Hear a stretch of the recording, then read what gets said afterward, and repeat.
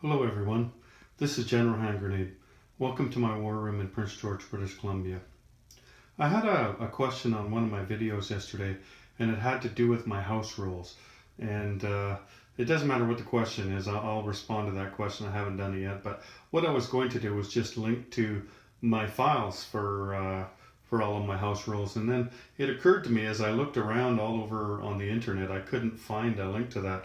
And I think what happened was when I had all my house rules done and I was thinking about putting the link up, for some reason I didn't get it done. Anyway, so I'm going to put the link up. Actually, I did put it up on one of my customization videos this morning, and I'll put the link up on axisandallies.org and on this video when I'm finished it. So I thought, well, if I'm going to do that, I might as well make a short video. My short videos, right?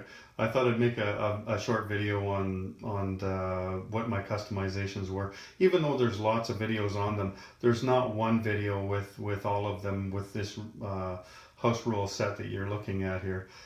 This is an almost identical replica of the one that I sent to Grasshopper, young Grasshopper, for his tournament. And he did a short video on this set here, but he didn't really get too far in depth into it. He just kind of opened the box and kind of showed what was in there. So I thought I'd get a little more in depth than that and show you what it is, and then if you're at the tournament, you will have a better idea of whether or not this is something that you would be interested in. Because you might get it and think, well, geez, this isn't what I thought it was, and I wish I would have taken Detroit's prize or something like that, right? Or John Brown's, or one of the other great prizes that are going to be there. So I'll get a little more in depth into it, and you can make a choice on if this is what you want. And if you're not going to that tournament, then this is something that you might think about. It is these rules. Anyway, I'll just open up the box and show you what's in there. So you open the box and see this. I made up these stickers and I put those on the box. Anyway, here it is. So this is General Hand Grenade's house rules. Let's get it so it's not reflecting the light there. So what I did with these things here, I made them into a legal size document, but I printed them on regular size paper because I wanted them to be able to fit into this box over here, right? So, but I wanted them to be longer, like I wanted to be able to fit more text on them so there wouldn't be too many pages. And as it is, there's still a number of pages here. But anyway, that's the cover page there for my house rules. So when you flip it over, the first thing we're going to do is get into this the combat units, and that is these things over here, like the combat units up here, right? So let's just grab the Special Forces unit, because that's where the rules, that's where they begin, with the Special Forces unit. And let's also take out some of the airfields here, because the Special Forces unit, I never play the Special Forces unit without playing with the airfields as well. So you take a look here, and the cost of these is 6 IPCs, and the movement. So as a land unit here, let's just set the camera down so I'm not jiggling you around everywhere. So as a land unit, they can move 2 spaces, right? Kind of like a tank.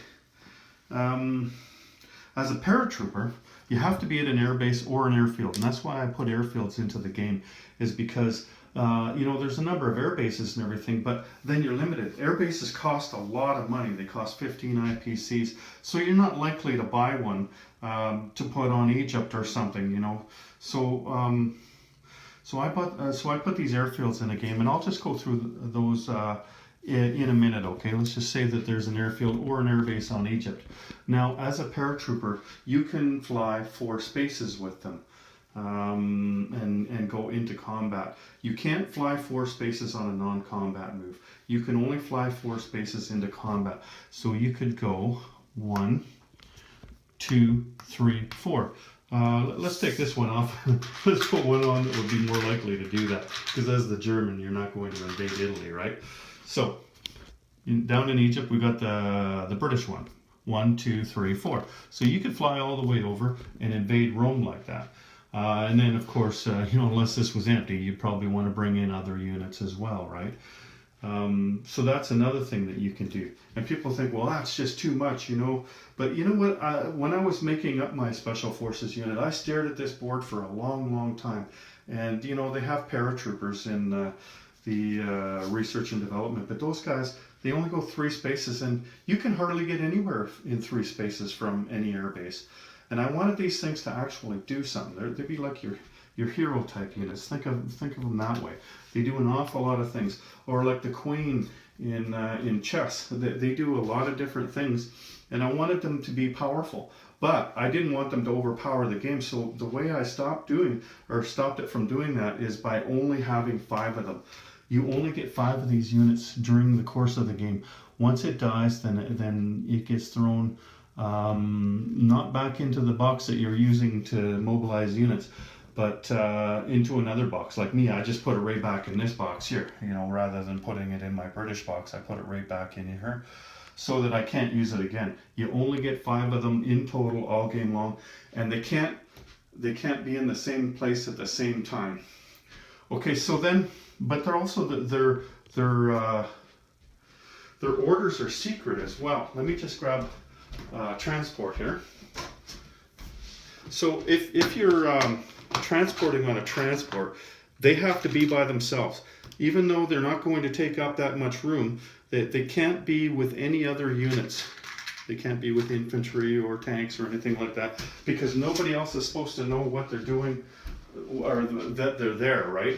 So you could put them on a transport and transport them just like you would transport anything else on a transport. So you go 1-2 spaces, and then you could drop them off in southern Italy like that, right? But the other thing is, and this is going to help out with cruisers, because cruisers are a very big deal in the game. You can put them on a cruiser and transport them, and they would be your normal transport roles, right? As if you were using just a regular transport. However, you know, a cruiser gets a bombardment shot, right? If you were going to drop off the Special Forces unit in an amphibious assault, you can't do the bombardment with your cruiser. You can only do one or the other. You could have the guy on there, you know, and if you had a transport with a bunch of other units on there, you could use you could bombard this, but you can't drop this guy off while you're doing that. You know, and that might be something that the Americans might be doing on the way to going somewhere else, right? I can't see the British not dropping that guy off. But anyway, that's another way that they can move. And when you're flying as a paratrooper, you have to respect the normal rules of flight as well, just like any other aircraft in the game. So you wouldn't be able to fly over a neutral territory. When you fly into some place like southern Italy is going to have an anti-aircraft gun. That anti-aircraft gun is going to be able to take a shot at you. And I don't use any. You don't have to buy a plane to move them, to fly them as a paratrooper. I just use them like the research and development rule, where you just assume that there's a transport plane. I don't have any transport planes in my game. I don't think that people would spend the money that it takes to buy those transport planes if that's what you needed to do. So I'm just saying that, you know, the plane is there, you just don't see it, right? And it's available when you need it, but only from an airbase. That's why you have to be at an airplane at an airbase. So I think that that's how all the ways that they move. And again, like if you, what I was saying there, how they couldn't be in more than 2 in one space of the British. Like you could have one there for them and one for the Americans. That's fine, right? But what you could do though, and this is the only way they can occupy the same space, is if one was on one transport and one was on the other, right? Like this one's on this transport and this one's on this cruiser. Theoretically, they wouldn't know that each other is there, so that's fine. So you could transport them that way as well, or that's the only way you could do it into one space. Now, I said that you could only do it on attack moves, right? But there is one exception, and that is, let's say you are at this airfield here, and you go over to Persia to annex this. Now Persia hasn't been taken yet, but that is pro-allies, right? And you would get two free infantry if the British player goes there. Well, you can fly in just to pro-allies territories that haven't been annexed yet, just to add this to the British, here, let me just grab that. If you wanted to make that British, then you could fly in there, okay?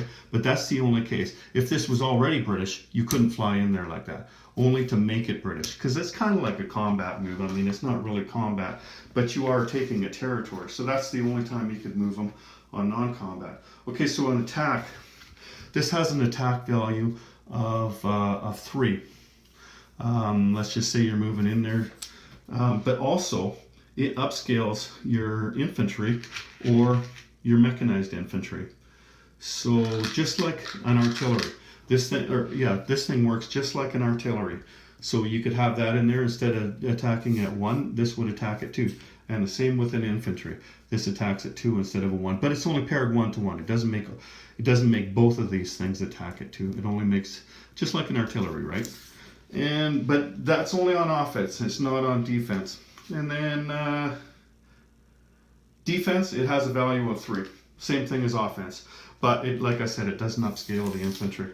So that's that. That's the Special Forces unit. The other thing is the initial setup for these. 1 goes on each capital. That's one of the ways that I balance the game out, is by putting 1 on each capital, because the Allies have more capitals. Like England, they get 2 of them. They get 1 in India and they get 1 in Great Britain up there. Now France also gets 1. Here, let me just grab the French one here. Okay, so the French one. Now you can put the French one on the French capital, but I throw these guys a bone. I say, you know what, to give France more in a game if you want, because this guy's going to be killed in the first turn. There's no doubt about that, right?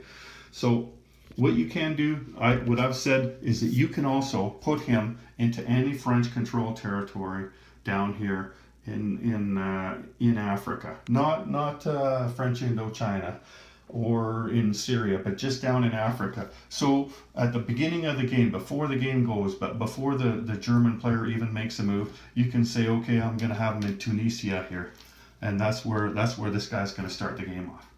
So that's just the only difference. And then there's 1 in Berlin, and there's 1 in Washington, and there's 1, like I showed you, there's 1 in Japan. So at all the capitals, that's how it works. And so that's it for Special Forces unit. Let's just talk about the airfields for a second there. The airfields are only going to cost 5 instead of 15. And they work the same as an airfield does, except that you can't use your strategic bombers. You can't get the +1 on the strategic bombers with those. Like this is not going to go 7 spaces from here.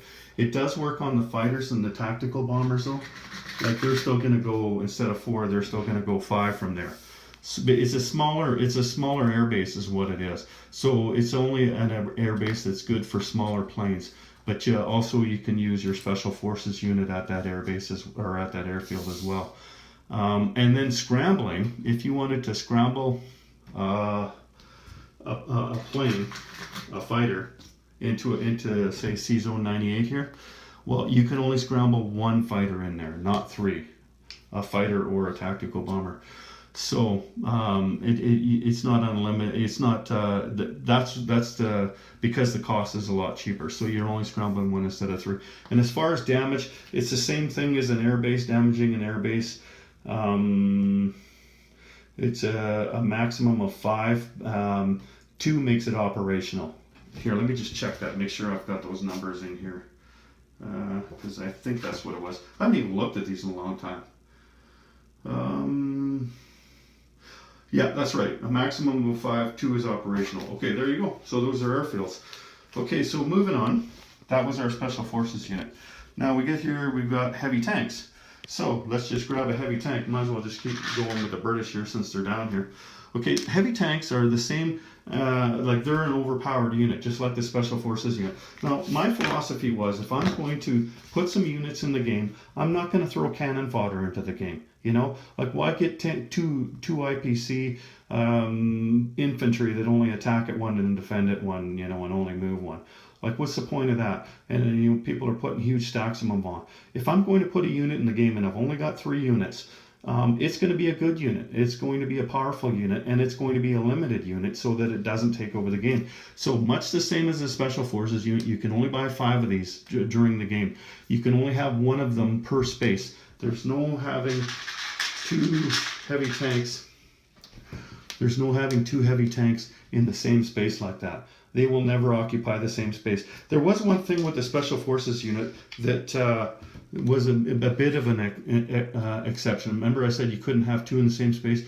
They could go, like if this guy was here and this guy wanted to use the airfield, this guy could walk through there. He couldn't stop there. He can't stay there, but he could walk through there. But heavy tanks, they only go one space, so there's no way that they would ever be able to share the same space. Now, heavy tanks, I figured, were a little bit better on defense than they were at offense because they didn't move. They didn't move very fast, right? So it's not like a tank where you can just fly right through a territory and you can blitz another territory. There's no blitzing with heavy tanks. So their attack value is 3. And that's pretty standard. They're not going to upscale anybody or anything like that. It's just a straight movement of 1, attack value of 3. And defense, it defends at a 4 because it can sit there all day and just take big shots at everybody, right? Okay, so what the ability with these things is, and I included a couple of these things in. They're supposed to be nuclear markers, but they look like explosions. And so what I've included a couple of them in the one that I sent to Grasshopper. So when you're in a fight, let's say that the British are attacking somebody. Let's say they're attacking the Italians, and they moved into Tobruk, and they're attacking the Italians, and the Italians get 2 hits. Well, the British, of course, they would want to lose an infantry, right? But what you want to do with your first hit is that it just absorbs it. That hit just bounces off. So like a battleship, you're just going to tip it over, right? And then the second hit would be the infantry. Okay, so you go to the second round of combat. And let's say you only get 1 hit against you this time. So then on the second time you get hit, you're going to put them on that little explosion marker, if that's what you choose to do. You could choose to take, say, if your mechanized infantry was in there as well, you could choose to take him as a casualty, or you could choose to leave your mechanized infantry on and use that as a casualty. But you can only take, you can't take both of those hits on the first round. You could only take 1 of those hits on the first round. So then the second round comes along and then you take that hit. Again, it bounces off, but it did some damage, right? So your heavy tank is damaged. And then let's say you take that territory, then that's fine. This marker stays there until the next turn. When the British turn comes around and it's the purchase units and repair units phase, that's when you can pay 2 IPCs. You don't have to get it anywhere. They're going to come to you and they're going to repair your tank for 2 IPCs. But in the meantime, while the rest of that round is going on, until it gets to your turn again, it's only going to take 1 hit to take that guy out, right? And it's the same on offense and defense. First hit, these are going to be good when you're defending your capital, like India or Russia or something like that. So first hit, and then second hit, and then third hit, he's off. Okay? Offense and defense, same thing. And movement. So where was my transport? So normally on a transport, you can transport a dude and something, right? Like a mechanized infantry or a tank or whatever. These things are big. They're big and heavy, so you're only going to be able to transport that on there if you use a transport, okay? You can only transport that. You can't transport a dude in that, just that. And then they don't take part in an amphibious assault. Let's say you're coming down into Tobruk with, say, 3 transports, and you've got a number of units, but one of those, you've got 4 other units on those 2 transports, and you've got the heavy tank. The heavy tank just stays there. The other 4 units come in here and they attack, and if you're successful, okay, well, you're done non-combat movement. That's when you put them on there.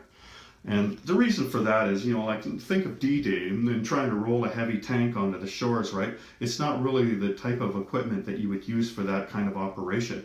So you can transport them, but you would just do it on non-combat.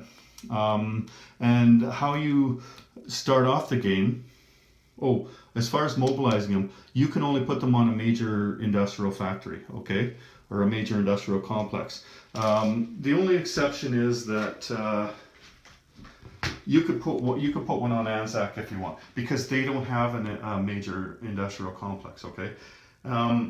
The reason for that is that in the war, heavy tanks were limited, and you'll find if you play these rules with my heavy tanks and stuff, and you play them by these rules, that you're not going to have a lot of them in the game, because they're going to want to start on the continent of Eurasia for the most part. You know, like you'll put some on here with the British on India, and of course Germany and Russia. They're the ones that are going to be buying the heavy tanks, and that's really what happened in the war. And so how you would start off the game. You get one on France, and then you get one on Western Germany. Here, let me just move this up. You get one on France, one on Western Germany. I'll show you the German ones here. These are nice tigers here, like the big tigers, not the little tigers. So you get one here, and then Russia. You get one on Russia as well, like that. So only four heavy tanks to start the game off with. Here, let me just put the other Russian one, or the other German one down. So there you go. That's how you start the game, just like that. That's the only heavy tanks to start the game off with. Okay, so the next thing is let me just get the rules out here again. It's the artillery, and it's the last one. Self-propelled artillery. So basically, the self-propelled artillery is exactly the same as an artillery piece, okay? Exactly the same. The only difference is it goes 2 spaces, okay? It's not going to blitz by itself like a tank would. It could go 2 spaces and attack somebody over there, but it's not going to blitz 2 spaces. It's not going to go blitz through one that's that you don't have and then take another. But when you have a mechanized infantry, when you have the 2 of them paired together, then you can blitz. So if you could take this one out, and then you could take this one out, okay? If this one was empty, just like a tank.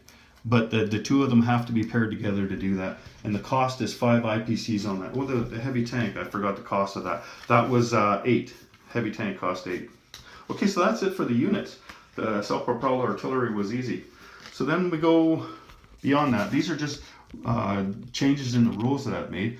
The American minorities at war. This one I just love. This is a scheme from historical board gaming. And what we have here, we have I put them in a bag. You can put them in a cup or a bag or whatever. And basically what they are is all of these roundels. There's 17 of them, not the American one here. I'll just put that one there and there, explain how you use it. So when the American goes to war, the American player, for 15 IPCs, he can purchase this bag of stuff here.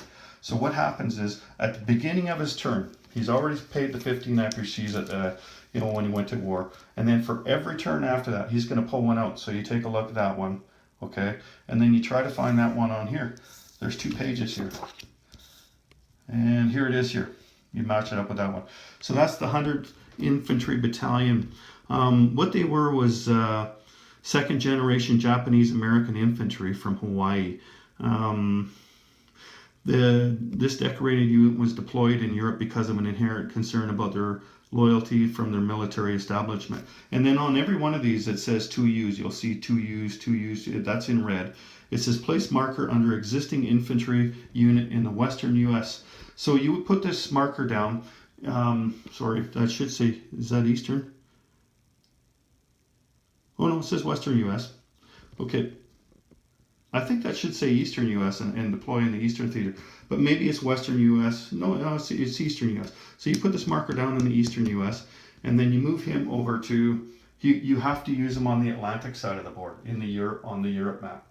Because the American people, or the American military establishment, were worried that those guys were just going to become spies because they were Japanese Americans from Hawaii. And but you don't necessarily get to use it. The first thing you're going to do is roll the dice. You pull this out of the bag, and then you roll the dice, and a 1 to 3, you get to use this marker.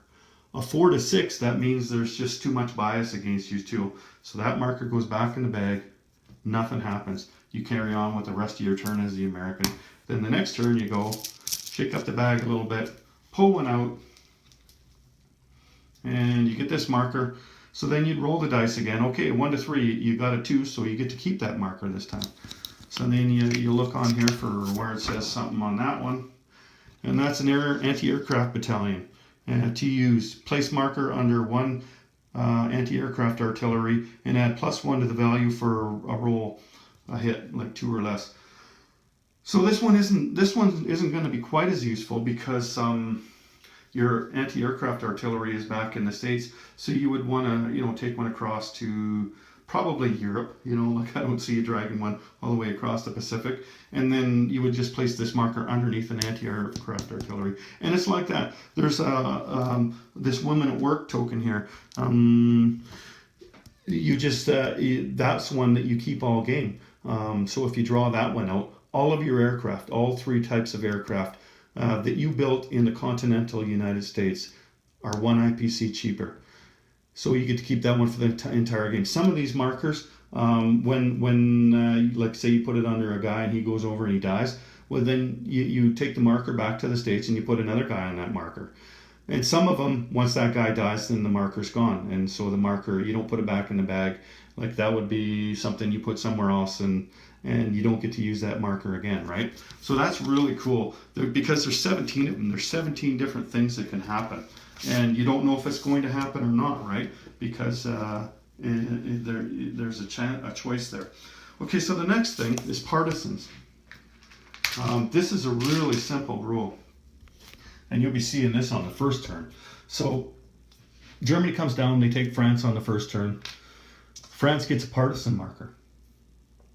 All that means is on France's turn, France gets to roll 1 dice, and 1 to 3 hits. It's kind of like a convoy. 1 to 3 hits, 4 to 6 misses. Because you shouldn't be able to take 6 IPCs off them because they're just partisans, right? They're a small band of civilians, and they're not going to be able to do a huge amount of damage to you, right? They're not going to be able to take out a tank battalion, but they could do three IPCs worth of damage to you. So that's it. But you have to remember to take that shot. Every turn, France comes around, France, I got nothing to do. No, you do.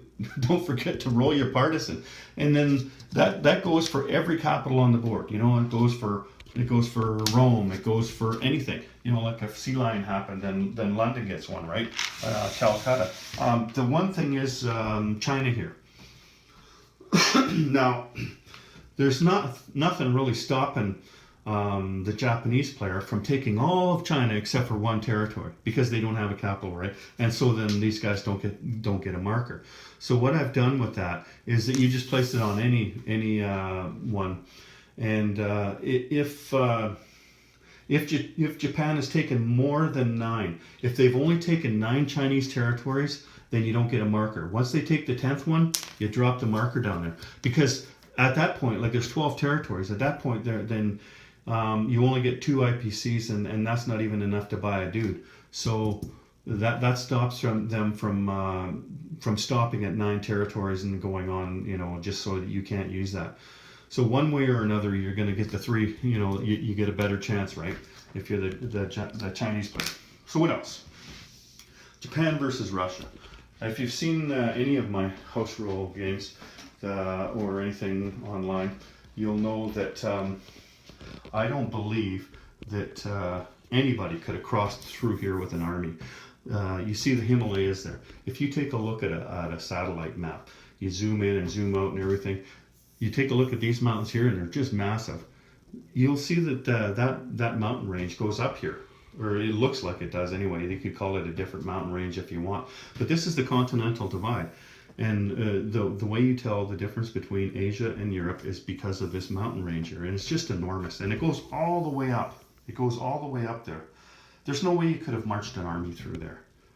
So I'm splitting the board along this line between China and Russia, and it's going up to here, up to the edge of China, going up to Mongolia here, and then it's going to come up here and up along the side of the Urals. So there's no passing through there. You know that you start over here with 18 Russian dudes and a couple of anti-aircraft, right? You can take those units over to Europe if you want, because there was a railway that went through those mountains. So I'm saying you can go this way if you want, but you can't come back. Once you've taken them beyond that mountain range, you can't come back with them. And Japan can still attack all of these territories. I think there's 8 or 9 of them. So they can still pick up 8 or 9 IPCs if they want. That'll help in their war effort, and it'll help take the Russians down. But the Mongolian rule is still in effect. So you're not going to be able to get to Moscow going this way. You are going to be able to take a few IPCs off. But there's no way that you should be able to walk all the way to Moscow from there anyway. And that's why I put that rule in there. Okay, so that's the Japan-Russia rule. And I'll just mention right now, I don't play all of these rules at once. I pick a few of them because I don't want to dominate the game, but I want some type of variety, right? So that's why I have a lot of rules. Okay, facilities, Tankograd. So, where's my Tankograd? I know there's one in here somewhere. Here it is. So, I've included this nice wicked ass factory here from Shapeways, and I've painted it. I painted it maroon. Okay, so when Russia goes to war with Germany, this factory for free goes down on Samara. What happens there is you can build up to 3 tanks, or if you're playing with heavy tanks, up to 3 tanks, including these ones, and they're 1 IPC cheaper. But only 3. You can't build anything else here. This isn't a normal factory. This is only a tank factory. And I'm not going to get into it too long because this video is already going long. But you can look up Tankograd on the internet, and you'll see that they converted a huge tractor factory that was up against the Ural Mountains, and they put it back here as far from the front lines as they could get. And they knew that nobody was going to get through those mountains. So, that was the last thing they were going to be able to take. And they just started cranking out tanks. And that was just one of the reasons why they won the battle on the Eastern Front there, is because they were able to just crank out the tanks from there. Anyway, so that's Tankograd. Oh, and if Germany goes through and does get there, they don't get to take Tankograd. What they do is if they take that space, then Tankograd is destroyed. Okay? Now, railways. This is a little more complicated. So I have these railway markers. Now, what happens is, I believe there's 20 of them, and before the game even begins, like France puts their special forces unit on, if you're playing those rules, and then each side gets 10 of these railway markers, and there were pretty much railways all over the world. But I don't want to just make railways everywhere. I kind of want to make the game interesting, right? Make it a little bit different every single time. So what happens is each side gets 10 of these railway markers, and they can put them anywhere in the world they want. They don't have to be on territories that they own. They could be on neutral territories. They could be on enemy territories. Like, for instance, Germany. Let me get a bunch of these markers here. So you get 10 of them, and that's all you get. There's no more to purchase after that. I started out, making it so you could purchase them and whatever, but then I thought, what, why? Like, just give all the markers out. So, like, for instance, one game what I did, and what you do is you put them on the border, okay, on the border between places. So one time what I did is I put that guy in southern France, and then I went to France, and then I went to Germany. And then I went to, I think, Germany, and then Slovakia, and then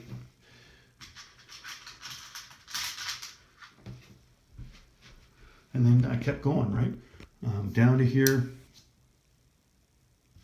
and into Bessarabia. And I think I ended it there. Now, those railways, they can be damaged, but never destroyed. But what happens is you can put 3 things on the railway, okay? Like you can put 3 dudes, or a dude and 2 tanks, or whatever, right? You can put 3 things on the railway. So if you put three ground units, you could have 3 ground units in southern Italy, and on non-combat movement, they could move all the way to Bessarabia. But you don't have to start at the beginning of the railway. Like you could have been in France here, and you could go to Slovakia, Hungary if you want. You know what I mean? So anywhere along that railway to anywhere along the railway. Now, like a transport, you can't walk to the railway. Like, let's say that you didn't have this one in between southern and northern Italy.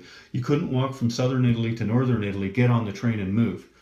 Like you have to be in the territory at the beginning of your turn, basically, right? So if you were in southern Italy, then you could get on the train and go all the way around. And only 3 people can go. Or 3 things can go. 3 ground units.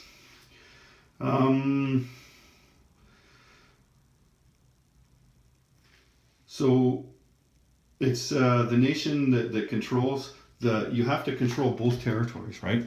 So or your allies. So if Italy controls this and Germany controls this and Germany controls all these, then Italy, Germany, and Japan can use that railway. Nobody else can use it. However, if you let's say it's getting late in the game and the Russians have come up and they've taken out these 3 territories here, they could use this little railway here, or like they could go, I guess, just this far, right?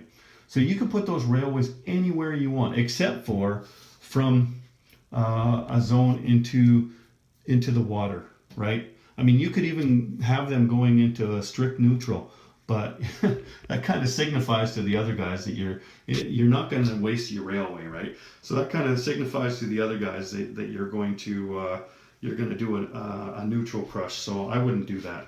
But at the same time, like another thing that I've done before is I put them all along here as the allied player, and did down here, and I did a Middle Earth strategy. And then put the railway in there, but also went north with it, right? And that railway went up a ways into Russia. So just about the whole railway was there. Now you don't have to do this. You don't have to put all the markers and make one railway out of it, right? You could put 3 markers here and 2 markers here and 3 markers over there if you wanted. So you get together with the people that you're playing with on your side, and you decide where you're putting your railways before the game even begins. You might think, okay, well, that's going to show them my strategy, but not necessarily, You could put railways somewhere that you're not going to be, just to screw with them even, right? Now, damaging them, what you would do to damage them, the only way you can damage them is with, where are we here? Well, this thing here, a tactical bomber.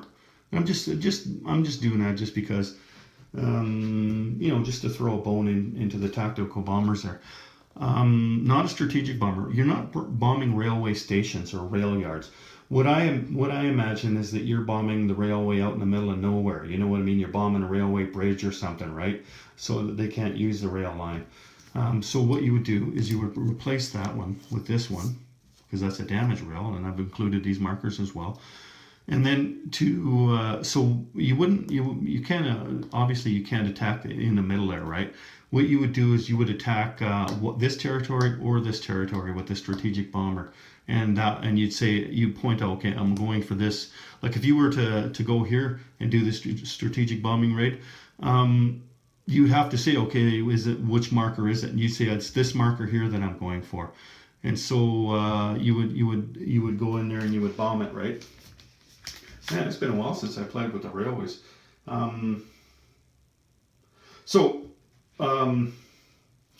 You have to roll a 1 or a 2 to damage that thing. And there's not a degree of damage. It's just 1 or 2 and it's damaged, okay? The only defense against that is an anti-aircraft artillery. They don't have their own... like other facilities, they don't have their own anti-aircraft guns. So if you had an anti-aircraft artillery in this territory here, then you would get 1-1 at this tactical bomber as he was going in to damage your railway, right? And then once it is damaged, you have to wait until the next turn. Like you can't fix it at the beginning of your next turn, because what would be the point in going and damaging that railway if you could fix it by the time you were using it? So you have to wait until collect collect income phase of your next turn. So you would have had to have spent the money to begin with, right? To buy this railway tile back, you would have had to spend the money, and then that's at the end of your turn, that's when you would fix the rail. Just so you have to go one turn without using that railway, okay? And only the person who owns the territories can spend the money. Like if this was a British controlled railway, you couldn't spend American money to fix them. And that's about it for those. Holy crap, this video is going a lot longer than I thought it was going to. Okay, so let's get these off. I'll just move them aside, I'll put them away later. Next thing we have is hospitals and hospital ships. Hang on a sec, I gotta stop the video here. I gotta get a drink of water. Okay, hospitals and hospital ships. Okay, so you see the hospital here and you see a hospital ship. Before the game begins, each major power, and there's 5 of those, Germany, Japan, United States, Russia, and the UK, they each get 2 hospitals each. So they can choose either 2 of these or 2 of these or 1 of each. Like the Americans will probably choose these, right? Because you have to put them into your originally controlled territories. It doesn't do them much good to put them in the Philippines, right? So you'll place these anywhere in your originally controlled territories, or the ships, adjacent. Like the Americans, they would obviously put their ship here, 1 here, and probably 1 in the Pacific Ocean, right, next to the Western United States. So how these work? Let's say here. Let's move these guys over here. Let's say Germany attacks these guys here. So Germany comes in, and this is representing the German units, but there would be more than that. So let's say Germany wiped all of these guys out, right? The 2 infantry and the 2 mechanized infantry. So the mechanized infantry doesn't take part in this. The mechanized infantry is gone. It's only infantry units that you can save. So, and the hospital, you have to be within 1 space. You have to be adjacent to a hospital, or the hospital is in this territory. Like the hospital could be here, or this is the combat zone. It could be anywhere around, right? Within 1 space, or it could be in there. But let's say it's in Nigeria there. So these dudes get taken to the hospital, and what happens is that I've added these 12-sided dice here, and you can see there's a symbol on here. There you go, right there. You see that? Now that's supposed to be a bad thing in the America game, but I put these dice in because it also looks like it looks like a Red Cross thing, right? So I put them in, and if you roll that symbol, that means that the dude is saved. So the 2 dudes got killed. Like it could be 10, it could be 20 dudes, but you roll that many dice. So you roll these dice, and those guys are both dead. See, none of them got saved. Let's say you rolled that. Okay, 1 of the guys got saved. So you put this dude in the hospital here. Okay, and then the hospitals can move as well, right? Like the ship here would move like a regular ship. A hospital can move 1 space. It can move 1 because the front lines might be changing. Now you can't attack a hospital.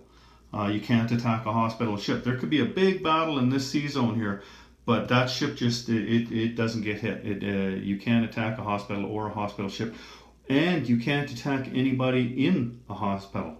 So with a ship, you can have as many as 3 infantry in there. In one of the land hospitals, you can have an unlimited amount in there, and it could be your dudes, or it could be your allies. Like China's going to get one. They're a minor power, right? So like you'll put these around, and this is good for the Chinese because they have a lot of dudes, right? But eventually you're going to lose all your dudes, so you might as well move your hospital down here so that the British guys can go in there, right? And they can use your hospital. So what happens is they go in there, and then on the repair damage unit phase of the following round, they can either re-enter the game where the hospital is. Okay, so let's bring this guy over here. So they can either come out of the hospital like that, or like you could ship them home, right? This is you don't even see this. Like the guy just gets shipped home, right? So he can re-enter the game here in London. Okay, and the same with Germany and the same with Japan and all that. So you have that choice. You can either re-enter the war after one turn in here, or you can re-enter the war up there. So it's kind of like I don't use these rules much because it kind of prolongs the game, right? When you're bringing dead people back. But I tell you, it's a lot of fun though. Like you'll roll a lot of dice and think, oh, okay, this is never going to work. And then when one guy gets saved, man, you just get it's like shooting down a bomber. That's the feeling that you get when you do it, right? So anyway, that's hospitals and hospital ships. And okay, so to go into a hospital ship, you basically have to be in the territory adjacent. So like if the Americans were attacking southern France, for instance, the Americans could put this in here, and then you roll all the dudes from southern France, and let's say one of those guys got injured, then this guy would just go out onto this ship here, and then he moves just like a ship. So like he's in a naval, so he could go 3 spaces, right? And then next turn he comes out, there, you can put him down there. Now he's okay, get back to war. Okay, so that's hospitals and hospital ships. Again, you can't kill them. Don't even try. What else we got here? Geez, that's it, you know. There's only one more thing, and that is the best thing. Now, that's the research and development. So, we've got these things here. Sireblood made these things up. Well, he made the stickers anyway. So you get these off of Sireblood for free.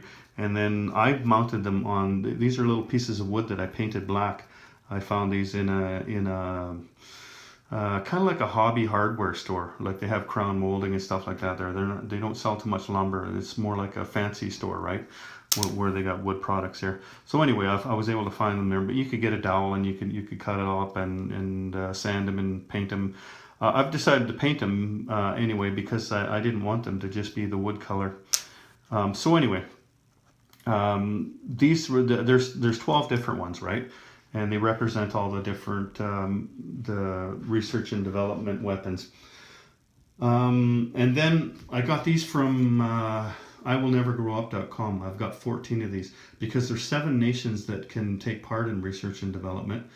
The French and the Chinese don't. Everybody else does. But you can't hold more than 2 of these markers. So in order to get a weapon, what I do is I put these markers here. You see these research markers.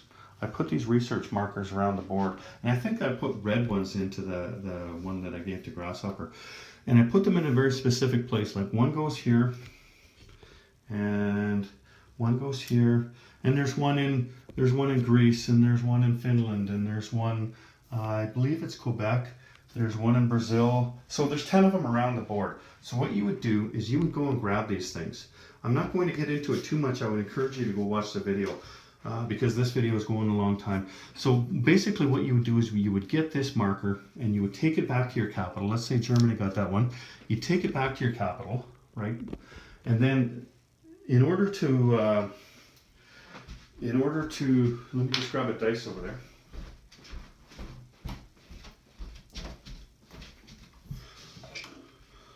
So, in order to develop a weapon, you need to get this back to your capital, right? And you also need to have these. You need to have one of these. So these things here, these are national objective tokens.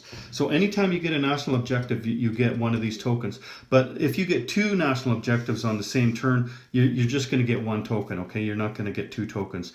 So you can only get 1 per turn, and you can't have more than 2 at the same time. So you get this to your capital, and then on the next turn, it costs you a national objective token, and this the research. Think of this as a bunch of papers in a briefcase. That's the best way to look at it. It's a bunch of papers in a briefcase because they didn't have computers back then, right? They were shady characters, and they were walking around with briefcases, the spies. So you need that, and you need 5 IPCs. And then what you're going to do? Okay, I'm going to get a weapon. So you roll the dice, a 6-sided dice, and you get a 3. Well, that's when you take a look at the chart. Damn, what did I do with my chart? Okay, well anyway, you know what the chart looks like, the research and development chart, right? So then you decide at that point, like you don't pick the chart and then roll the dice. Instead, you roll the dice and then you pick the chart. And I think that's a better way to go. I think no matter what you do for research and development rules, you should do that. So like here, it was a 3, right? So you could pick paratroopers or you could pick improved shipyards. So the Russians would take paratroopers, right? There's no way the Russians are going to take improved shipyards. So that's why you would do that. You know, rather than take the second chart and as the Russians and then roll your dice and then you get an, oh geez, you know, what the hell am I going to do with improved shipyards? You get to roll the dice and then you get to pick which weapon you want out of those two. Now you can also share these weapons. So you've got the research there. Let's say Germany has this one, okay? Let's say they have jet power. So what you would do if you wanted to share this, you put that on here. Let's just use. You can use any kind of dude. So you can use a mechanized infantry, or you can use an infantry, or you can use if you're playing with a special forces unit, you can use him. So what you would do. So anybody can do this. It could be it could be the Italian, it could be the German. Oh, I got that on the wrong token, don't I? There we go. He's SS. Okay, so what he's going to do is he's going to walk down to southern Europe. He's going to walk down to Rome, and he's going to give this research. All he's done is he's given them the research. They still have to develop it. So you've given that to Rome. So Rome, now the Italian player on their turn, they have to spend one of these, and this, and this. Now they don't roll the dice because you already know what the research was. You've opened that briefcase now. Basically that dice was opening the briefcase to see what's inside, okay? So now both the Germans and the Italians have jet power. But you can also steal this. Like if one of the allies come along and they take this capital, then whatever research is on here, let's say they had a couple of 3 different kinds of research on there. Well, now the allies can move, and it's the same movement, right? Some kind of dude, and he can move any way a dude moves, whether that's by a transport or whatever. He can move, and he's got to get these back to his capital in order, or he could take them to Washington if he wants. He could take them to any allied capital and get them developed there, because, like I said, you could share them, right? So that's how that would work. There is one more thing, like it's hard to get these things if you're just walking them around, right? So the other thing you can do is you can use a strategic bomber to move them around. You don't have to put a dude on a strategic bomber. You just, like the Italians can fly over here, pick this one up, and then take it back to Rome, okay? Because you'll find that you'll have to go vast distances sometimes to get these markers, right? So that's how it works. And I've made some slight changes in these things, right? I've made slight changes, but not many. You know, like where are we here? I'm looking. The war bonds. You roll 2 dice and you get to pick one. It's basically the same as Grasshopper's rolls for war bonds. And the biggest change I think that I've made on here is with the radar. So radar works just like radar in your normal sense. Both anti-aircraft artillery and the anti-aircraft facilities hits at 2 or less instead of 1. But now your cruisers also have radar. So whether you're on offense or defense, you know, you go into a fight out here, and let's say there's 2 big navies battling out. It's kind of like a destroyer can see subs, but these things can see aircraft coming, right? So what happens with that is that the enemy air units that come in, let's say this belongs to somebody else, the enemy air units that come in, they're -1 in the first round of combat, and that's all it is. Like, it's not the second round and the third round. So when these guys come in, a fighter would only attack at 2, right? But then the second round of combat, they would attack at 3. They would go back to normal. So that's to help out with the people like Anzac or the States or whatever. Like, radar isn't going to do them any good whatsoever, is it? So I've decided to put radar into into the cruisers as well, but you have to have the technology to get it. Anyway, so that's basically it. I think that's it. Like, I've got these radar tokens here. I threw a few of those in because I just had them. And so if you get radar, you can put them on your territory, right? I got 14 of these things. And then there's 5 each of the heavy tanks and the self-propelled artillery. And like the Americans, they have Rangers. Everybody has their own kind, right? Americans have Rangers. But the difference between these ones that I have and the ones that I put into the box for Grasshopper's tournament, like, I have all custom infantry on my board. If you see my videos, you know that all my infantry are different, right? But so what I did was I took all infantry that were the same, and I paint their bases red, and I put them on these tokens. So I've included the tokens, but what I've done is I've put in 5 different custom infantry from each nation.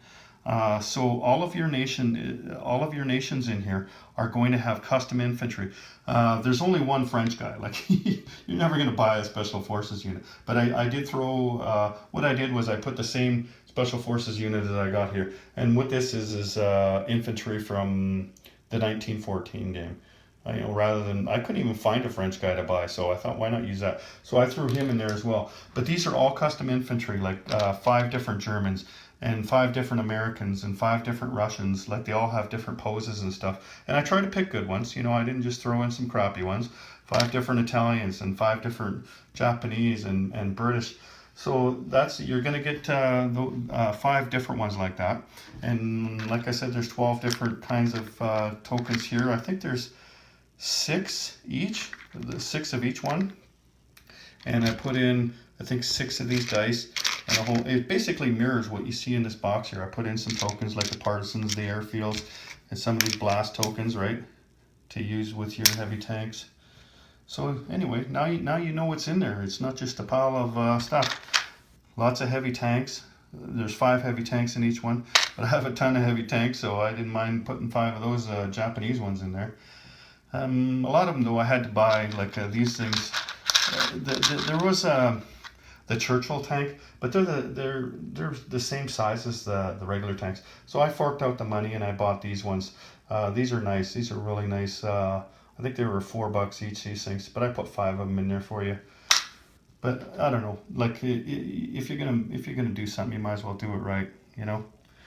These are German heavy tanks, but again, I did buy some heavy tanks. I think of the P40, and they were just too small. You couldn't really differentiate between those and the regular tanks. I mean, they looked different, but they were the same size. I wanted something a little bit bigger so you could see it coming. You know what I mean? Because those things, they're like land battleships. You know what I mean? Like, they bouncing shells off them and everything. So you want to know when those things are coming, right? And when you got a big stack of things up in there, you want to see them. So anyway, that's it. That's my house rules. That's all of the house rules. And like I said, I don't play with every one of them. I like to play with the research and development, and I like to play with the special forces unit and the airfields. But after that, I just pick a few, right? I might play with railways at one point, or I might play with heavy tanks. Might or might not put in the Japan-Russia rule. You know what I mean? Usually I put Partisans in because that one's a no-brainer. I think that should have been included in the regular game anyway. And it's really easy to do. You just put that Partisan marker down. And really, you don't even need a marker. You say, okay, France doesn't have a capital. Okay, I'm rolling dice. So that's an easy one to incorporate into your game as well. So anyway, that's it. That's me from the War Room. I thought I'd just do this before I set up my board again. I got some guys coming over this Friday.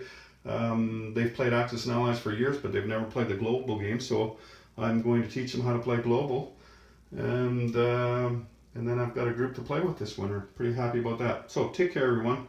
General Hand Grenade out.